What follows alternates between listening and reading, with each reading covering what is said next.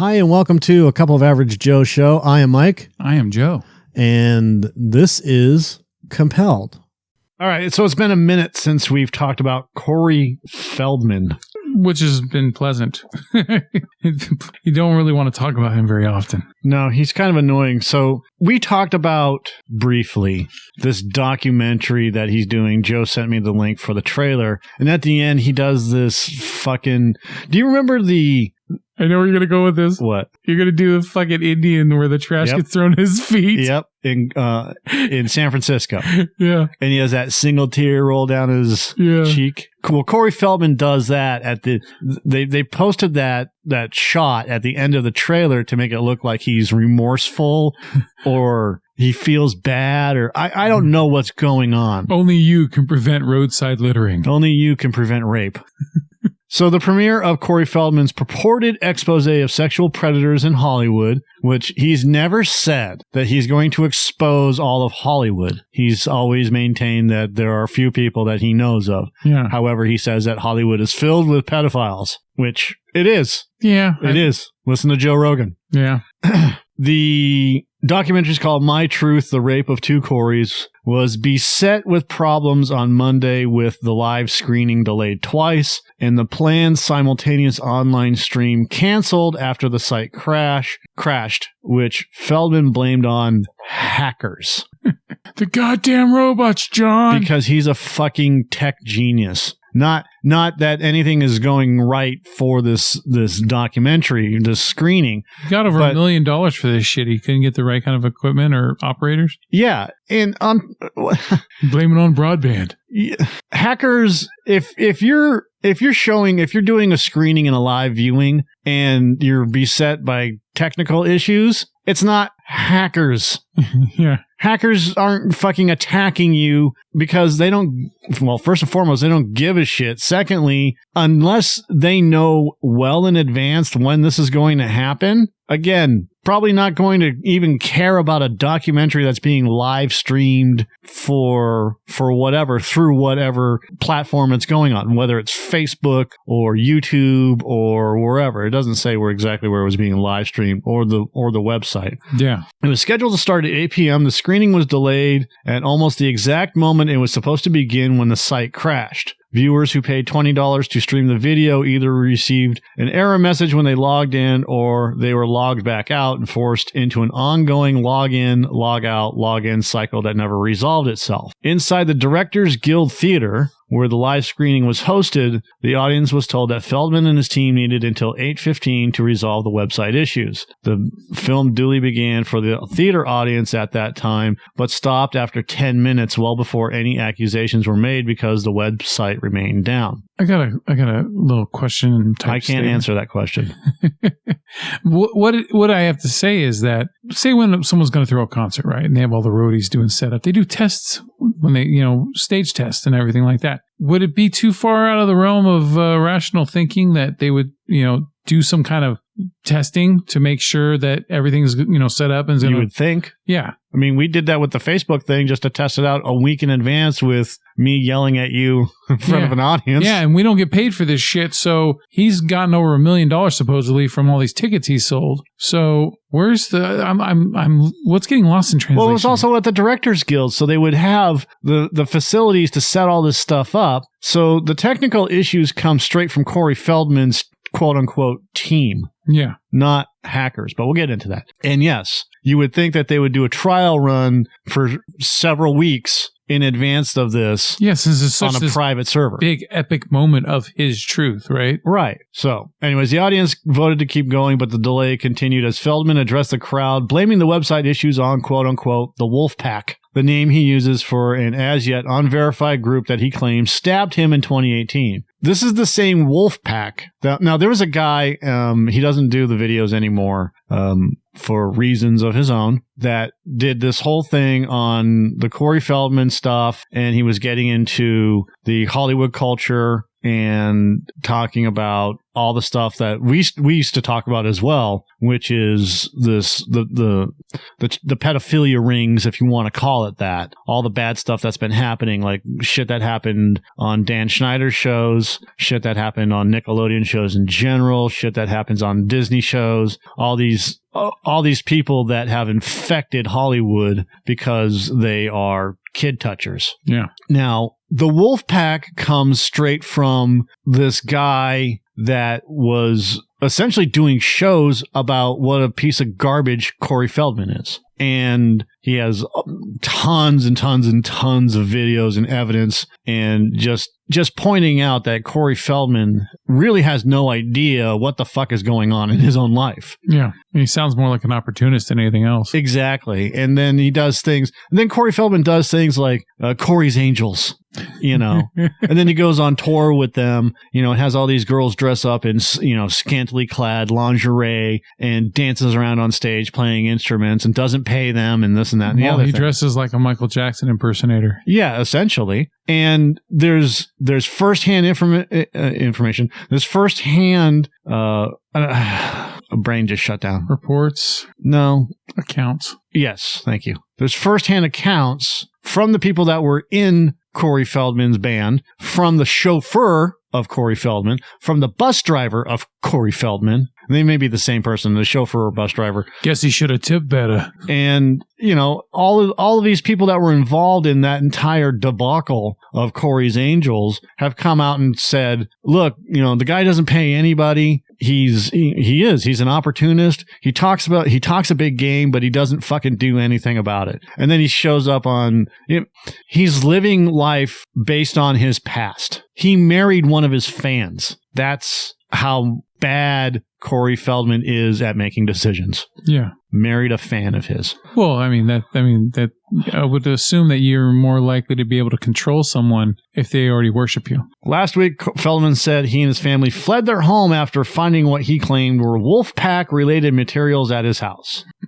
He's fucking delusional. Those are like Zach Galifianakis fucking calling cards all over the place. Yeah. For DGA theater audiences, the film resumed shortly after 9 p.m., but anyone expecting new accusations was likely disappointed. The film focuses primarily on allegations against Charlie Sheen, former nightclub owner Alfie Hoffman, and actor John Grissom. In 2017, Feldman accused Hoffman and Grissom of abusing him when he was a young actor, and in 2018, he accused Sheen of raping Corey Haim when he was 13. Now, again, these are all things that he's already talked about. Yeah. So having a documentary out about stuff that you've already brought to light is not earth-shattering. And this is what he's been fucking pimping, is this documentary that's earth-shattering. It's not. This really sucks because when he first started talking about this stuff, I believed him. And I thought that he was someone who was crying for help and wanted to make change for better. And instead, it has mutated into this. And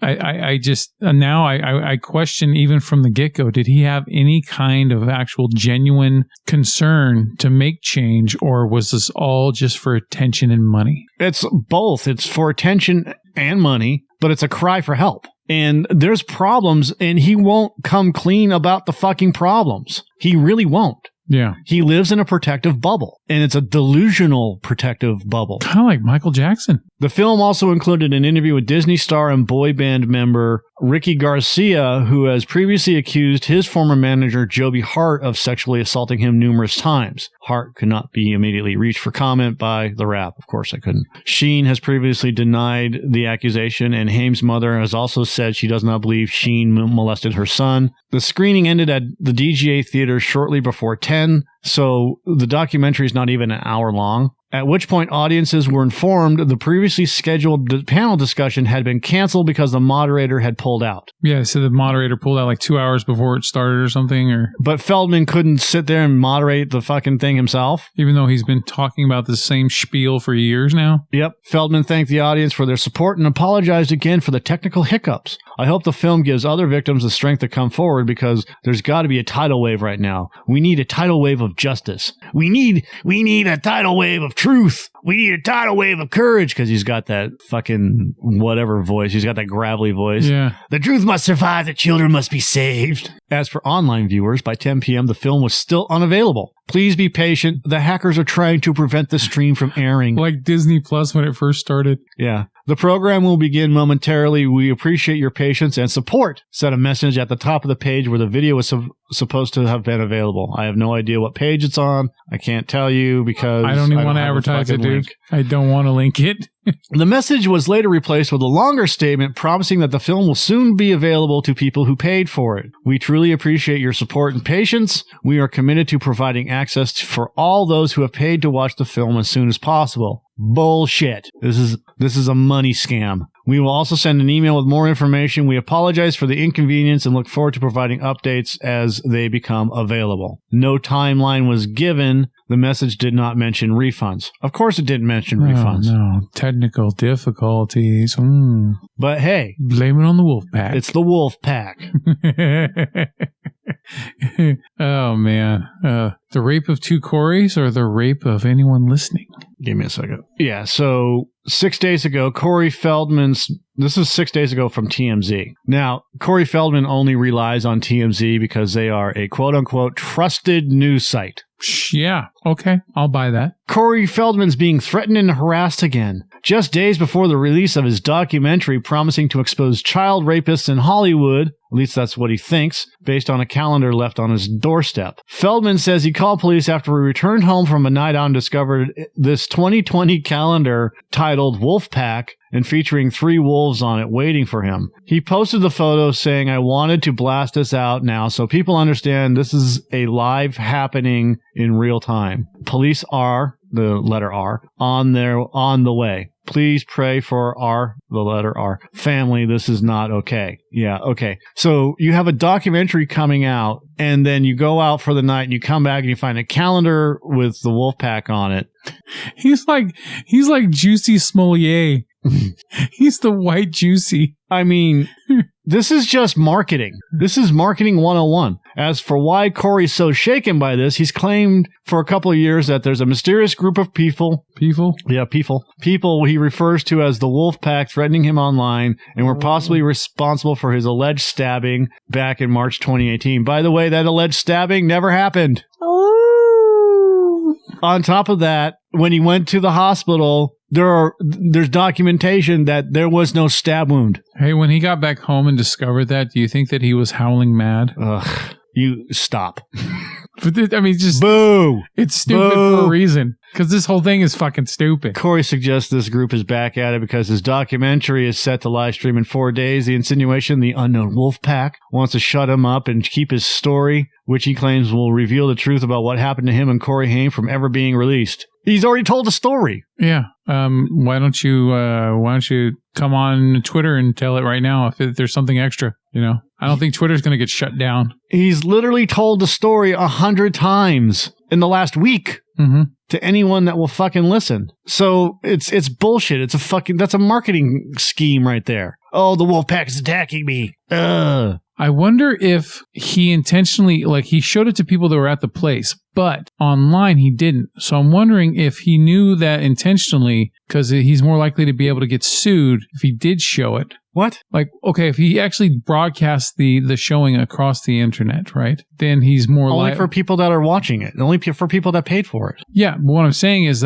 people that he's naming in this, would they have more ground to stand on to sue if he did do that? So instead... No, he showed it at the Directors Guild. Well, yeah, he shows it to people that are there in person, but I'm talking about... All you have to do is buy tickets. I'm talking about streaming across the internet. He's not streaming it across the internet. He's only streaming it for people that bought to watch it. Yeah. I'm just saying, what if, there's some weird... to answer Joe's question, no. There shouldn't be anything different than streaming it than it is watching it at the Directors Guild, regardless of anything else. He's not streaming it across the internet. It's people paid to watch it. He's streaming it. He put it on his website or a website. And in order to access that website, you have to pay for access to that website. It's not like it's on YouTube or any of the other, Patreon or anything else like that. What did people have to pay to, how much was it? $20 or something like that.